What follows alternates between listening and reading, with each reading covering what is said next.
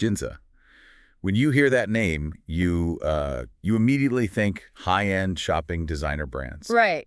And prices that are just, a little terrifying. Exactly. It screams exclusivity. It can be, frankly, a little bit intimidating. And that's the real challenge, isn't it? It's not just about finding your way around the streets. Well, It's about navigating the reputation.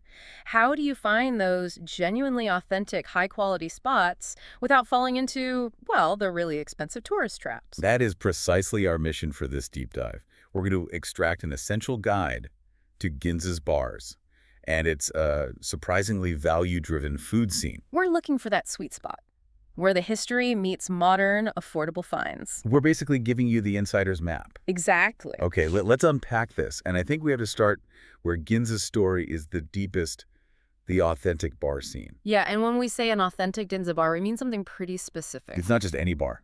Not at all. These are serious places. We're talking deep technical knowledge, whiskey, wine, cocktails, and always a very calm, professional, almost focused atmosphere. And some of them are practically historical landmarks. I mean, take Bar Lupin, founded way back in 1928. Mm-hmm. It's famous for that Showa retro vibe, Mm-hmm. that sort of dimly lit post-war Mm. feeling. It's just dripping with history. And it was the go-to spot for huge literary figures. Osamu Dazai, Yasunari Kobata. Yeah. They all drank there. So you go there for more than just the drink. You're there to feel the weight of all that literary history. Exactly. It's such a quiet, profound contrast to the bright, shiny luxury right outside the door. Okay, and then there's this other historical nugget I love, Dalton, from 1967. Ah, yes. They have this incredible claim to fame that I think a lot of people miss. They were the first, right? The very first bar in all of Japan to introduce the Macallan Scotch whiskey. Which is a huge deal. That one move in '67 completely altered the course of whiskey in Japan. It set the stage for the massive appreciation for single malts that we see today. We also have to mention places built on a kind of elegant simplicity, like Sanbo Ginza. The standing bar, a real rarity in Ginza. Yeah, and it's famous for basically one thing. The Sanbo highball. Just whiskey and water. That's it. And that says so much, doesn't it? A standing bar in Ginza, specializing in a simple highball. It's not stuffy. It's all about quality and, quick democratic access. You're shoulder to shoulder with everyone. But if we're talking about historical urgency, something you need to see now, we have to talk about the old Imperial Bar. Inside the Imperial Hotel Tokyo. Yes, this isn't just a bar. It's practically a living museum. It carries the legacy of Frank Lloyd Wright's famous light hall design from 1923. It's part of an establishment that goes back to 1890. And here's the critical part, the reason you should be paying attention to this right now. The materials in that bar, like the green Aya stone, they're over 100 years old. Right. But the whole hotel is scheduled for a rebuild. Demolition starts in 2030. Which means this specific architectural space, this piece of history, is going to be gone. So a visit isn't just for a drink. It's a visit to a piece of architectural history before it disappears. And their menu really honors that legacy. They have original hotel cocktails, like the Rose Adagio. Which is just beautiful. Yeah. It was made for the hotel's 120th anniversary. It's champagne, port wine, and cranberry juice. It's literally a history lesson in a glass. Experienced inside a building that will soon only exist in photos. It's powerful stuff. Okay, so let's jump from that century-old history to a really fascinating modern hidden gem. A place that's kind of reinventing what a Ginza bar can be. Let's talk about Bar White Oak. It just opened in January 2022. This place is so interesting because of the owner, Yusuke Kakizaki. His credentials are, well, they're not what you expect. Not at all. He's a certified whiskey expert and a JSA sommelier. A JSA is the Japan Sommelier Association, so that's the absolute gold standard there. But on top of that, he's also a junior vegetable sommelier. A vegetable sommelier. Yeah, and get this. His career started back in 2011 as a pastry chef and a cook. So he comes from a culinary background, not a mixology one. Exactly. And the bar's name, White Oak, comes from the wood used for aging whiskey and wine. Yeah. He wants it to be a perching spot in Ginza. And you can totally see that culinary influence in the menu. I mean, sure, they have 200 whiskeys, but the cocktails are where it gets really wild. He does seasonal fruit cocktails, which are lovely. But the real unique offering is the vegetable cocktails. Yeah, this is where his background really shines. Okay, I have to push back on this a little. Mm. The example we found was the Komatsuna green smoothie cocktail. Mm-hmm. It's got vodka, organic komatsuna, which is Japanese mustard spinach. It's quite peppery, plus fruit juice and ginger ale. I mean, How is that a serious Ginza cocktail? It sounds like something you'd get at a juice bar. And that's the genius of it. A Oh. traditional bartender might not be able to pull that off, but a former pastry chef and cook, he understands how to balance flavors. Ah, I see. He knows exactly how to take that peppery, earthy Komatsuna and balance it with the acid from the fruit and the spice from the ginger. It's culinary artistry in a glass, it's complex, it's modern, and it absolutely respects the craft. That makes a lot more sense.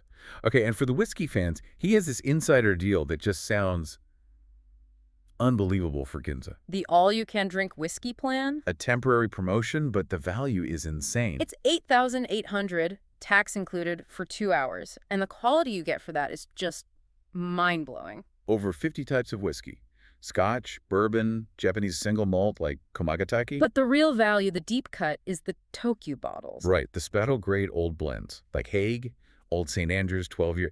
And Tokyu is a really important term here, isn't it? It's critical. It means the whiskey was bottled before 1989, under the old liquor tax system. So it's a genuine old-school blend that collectors go crazy for. And to include that in an all-you-can-drink package for $8,800 in Ginza, it's practically unheard of.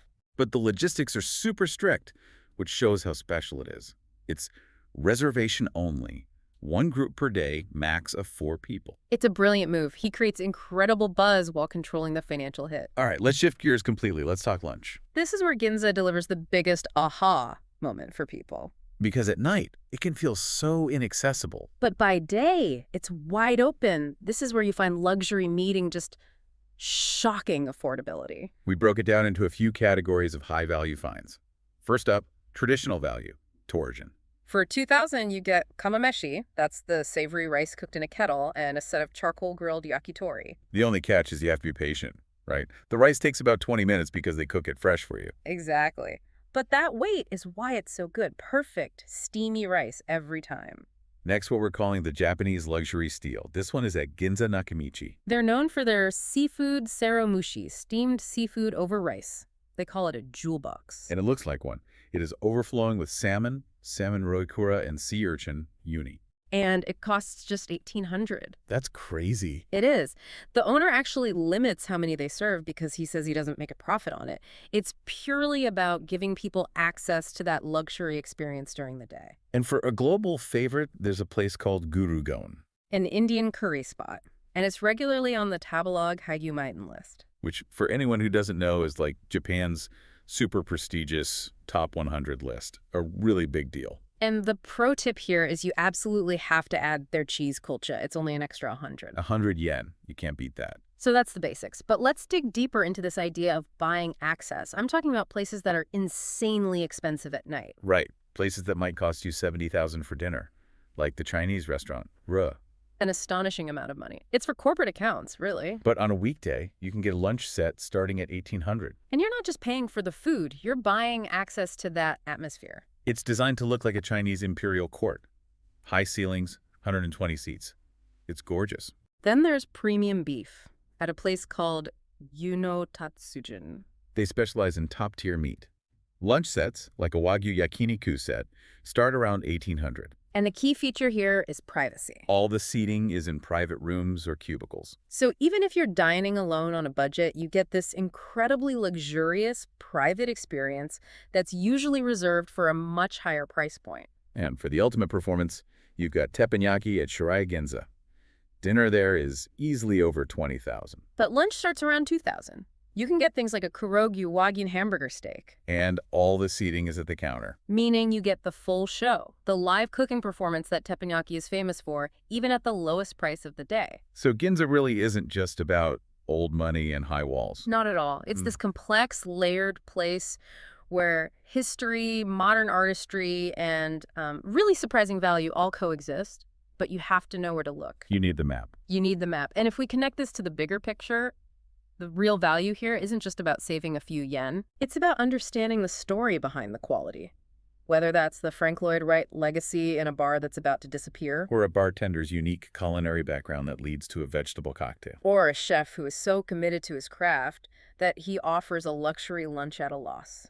That's the real find. So now that you have this curated map for Ginza, you can start to think, how many other world-famous exclusive districts might have the same hidden doors. Maybe London's Mayfair or New York's Fifth Avenue. The rules for accessing luxury might just be the same everywhere. You just have to know which door to knock on.